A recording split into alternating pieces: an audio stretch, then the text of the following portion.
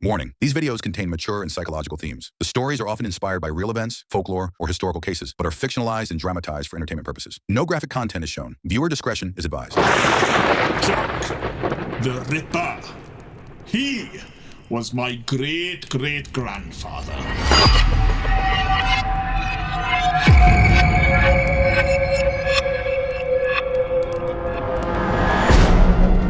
I'm 95 years old now, and I've spent most of my life studying the darkest corners of human nature. But the truth is, I became obsessed with monsters because I was terrified of becoming one myself. This is my story. This is the story of how I discovered my family curse. It all started in that bloody attic. My brother, Gareth, and I were cleaning out the space for our dad. I was only 11 years old, Gareth, 13. We were just kids. But tucked away in a dusty old pillowcase, I found a diary. A leather-bound journal with pages yellowed by age. On the cover, a single word, Jack. I didn't show Gareth, because after a quick look inside, I knew Gareth would snatch it from me, given how morbid some of the drawings were. So I quickly ran to my bedroom and slid it under my bed for later. That night, I opened it and I read it by candlelight, alone. The entries were meticulous, obsessive. He wrote about his knife constantly, over and over the same words. My knife is sharp, so sharp, and I am ready to kill. He wrote about women that he hunted in Whitechapel. He described them not as people, but as prey. He wrote about how much he enjoyed it. Not out of madness, but the pride of a craftsman perfecting his work. And then I found a letter tucked inside the back cover. It was in my father's handwriting. It read, To whoever finds this, Jack the Ripper was a member of our family. This diary is his confession. My blood ran cold. I was reading the confessions of Jack the Ripper, my own ancestor. But the diary contained something even darker than his murders. He had documented his bloodline, page after page, all of them marked with Jack's careful notes, deranged, violent, obsessed with death. The pattern was undeniable.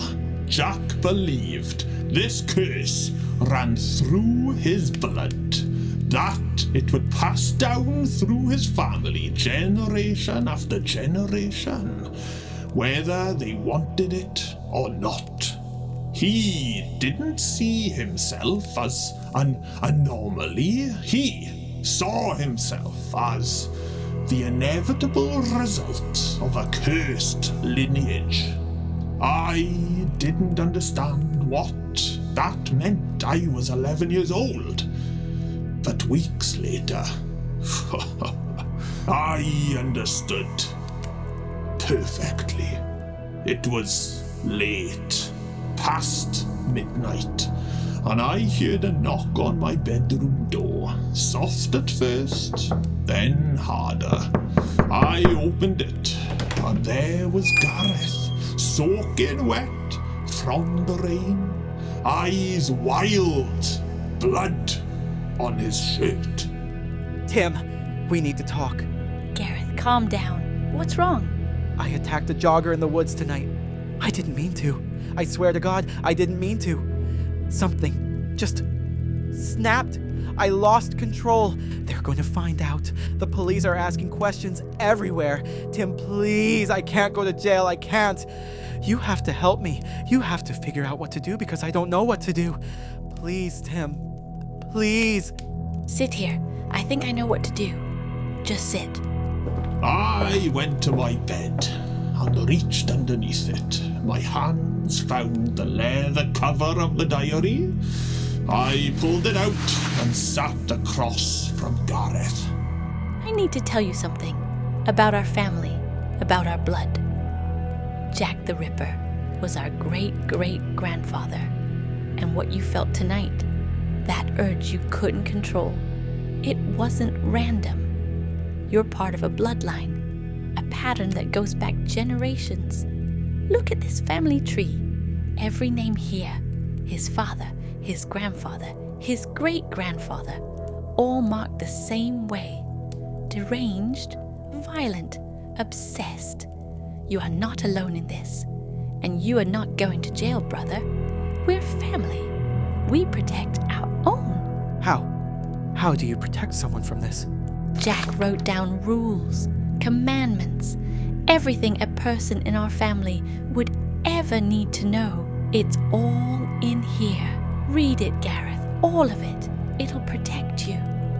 I watched him read, and as he turned each page, something changed in his face. The tears stopped. The fear faded. His expression went cold. And by the time he looked up from the last page, he was smiling. Not a smile of relief, no. A smile of pure, cold evil. That's when I realized what I had done. I hadn't saved my brother from the curse. I'd weaponized him. I'd given him the tools to become a killer who knew exactly how not to get caught. That night, I heard the front door open. I heard him leave. And when morning came, he was gone.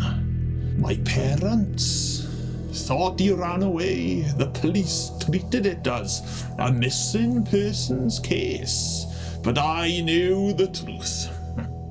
Gareth was gone, and whatever he had become, whatever I had helped create, was now out in the world, unseen, unstoppable.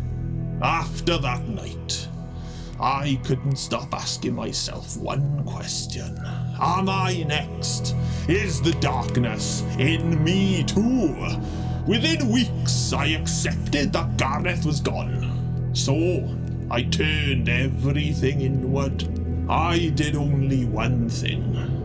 I went to the local library, day after day, week after week, year after bloody year. I sat in the same wooden chair, under the same flickering light, and I read books about murderers, books about criminal minds, case files, psychological studies, anything I could find about what makes a person cross the line from human into something else entirely. I wasn't looking for Gareth anymore.